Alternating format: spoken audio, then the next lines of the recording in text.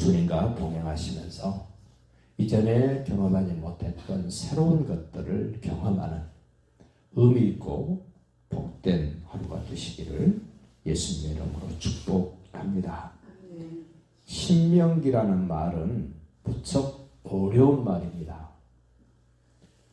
옛날 한문으로 쓸 때는 귀신 신자를 써서 신명기 이랬습니다.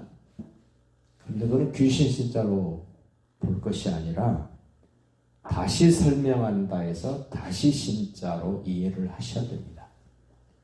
무엇을 다시 설명합니까? 이미 하나님이 주신 말씀 가운데 중요하다고 생각되는 것들을 모세가 다시 설명하는 내용이 바로 신명기입니다. 신명기에는 모세의 설교 3편이 들어있습니다. 모세의 설교 3편이 들어있는데 이렇게 길게 되어 있습니다. 다시 말씀드리면 하나님이 베푸신 은혜가 어떠했는가 과거를 이야기를 합니다. 그리고 어떻게 살아야 하는가를 설명하면서 현재를 이야기를 하고 가나안 땅에 들어가서 어떻게 해야 될 것인가 미래에 대한 이야기를 하고 있습니다. 다시 말씀드리면 신명기는 우리 인생을 이야기하고 있습니다. 물론 성경 전체가 우리 인생을 이야기하고 있습니다만은 특별히 신명기에서는 과거에 하나님의 은혜가 어떠했는가, 현재 나는 어떻게 살아야 되는가, 그리고 미래에 내가 요단강을 건너 가나안 땅에 들어가면 어떻게 해야 되는가를 과거, 현재, 미래를 말씀하고 있다는 사실을 꼭 기억하시기를 바라고, 이제 2절 말씀 보면 호렙산에서 세일산을 지나, 호렙산 다른 표현으로 말하면 시내산을 출발해서 이제 가데스 바네아까지 왔습니다. 가데스 바네아는 38년 전에 실패했던 장소입니다. 가나안 땅 그냥 들어가라고 하나님이 말씀하셨는데 이스라엘의 12지파의 지도자들이 모세에게 찾아와서 조릅니다. 우리가 가서 보고 오면 더 잘할 수 있는데 우리 제발 가나안 땅 정탐하고 올 수 있게 허락해 주십시오 라고 모세를 조릅니다. 그래서 모세가 어쩔 수 없이 갔다 와라 라고 허락을 해줍니다.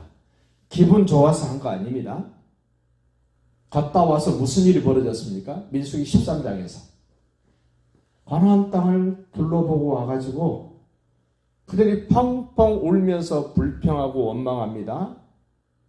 가나안 땅에 들어갔더니 땅이 좋기는 좋습디다마는 거기에 사는 사람들은 키가 짱대 같고 우리는 메뚜기 새끼 같아서 우리 처자식과 우리는 들어가면 다 그들의 밥입디다.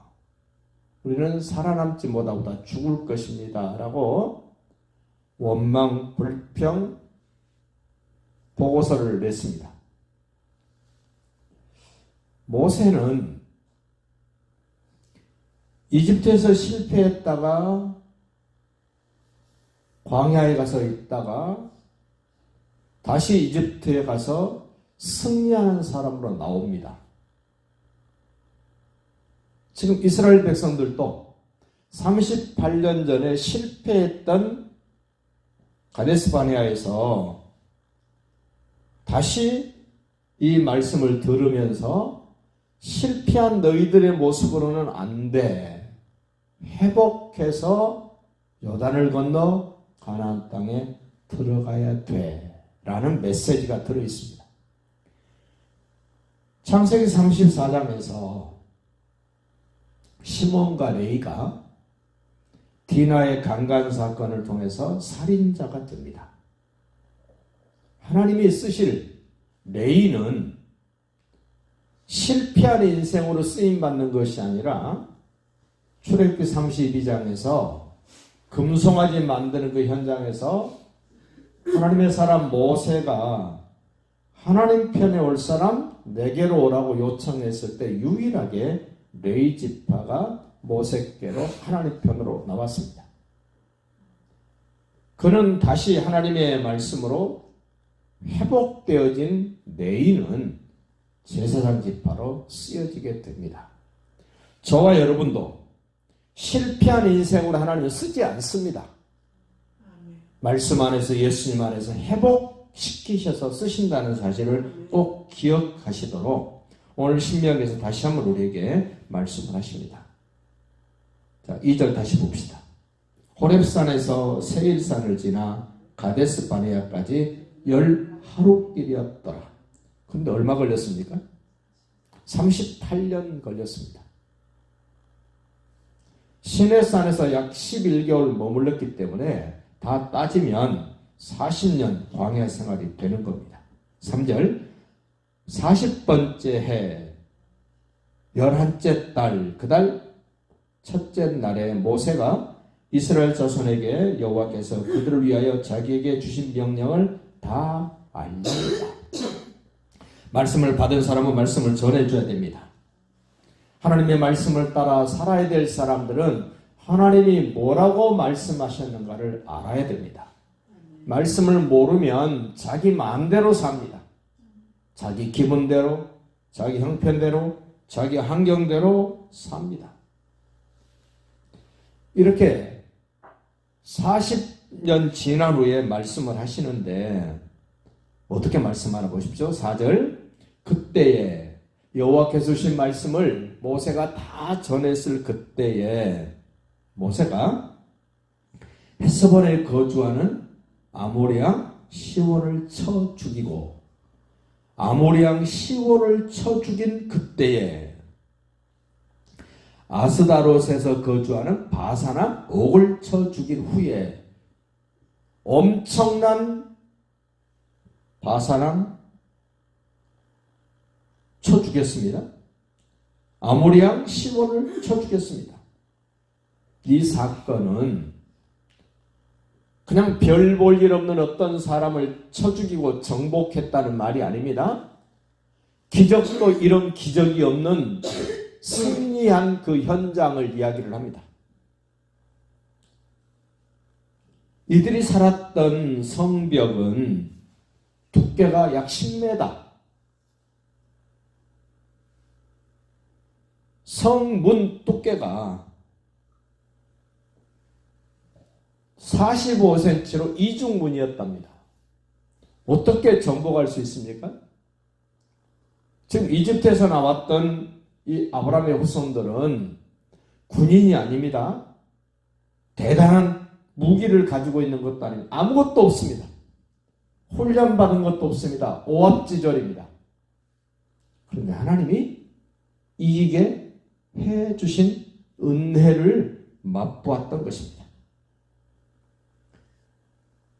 아모리왕 시온이 살았고 바사랑 옥이 살았던 그 성읍들을 고고학자들이 발굴했더니 10m 성벽에 성문은 45cm 두께로 이중으로 되어 있는 성읍들이 약 60개가 있었답니다. 도저히 모세가 이끌었던 이스라엘 백성들의 힘으로는 한 성읍도 정복할 수 없었고 어느 한 왕도 쳐부실 수 없는 분명한 그런 형편이었습니다마는 넉넉하게 옥을 이겼고 시온을 이겼습니다. 생각해보면 자기들 힘 아니라는 것을 모세도 합니다. 지도자들도 알고 백성들도 다 압니다. 하나님의 은혜였다고 다들 말할 수밖에 없는 환경이었습니다. 이렇게 이기고 난 그때에 모세가 여단 저쪽 모압 땅에서 이 율법을 설명하기 시작했다. 근거 없이 하나님이 하시는 것이 아니라 너 이겨봤지? 너 또 이겨봤지? 요단을 건너가서 정복해야 될 가나안 땅에 너희가 38년 전에 갔다 왔던 그 땅 사람들, 바사랑 옥처럼, 시온왕 아모리왕 시온처럼 대단한 사람들이었지 않냐. 그러면 너희들 이미 정복했어. 하나님이 함께 하시면 이러한 일들이 되어진다는 것을 상기시키면서 지금 하시는 말입니다. 6절 보십시오.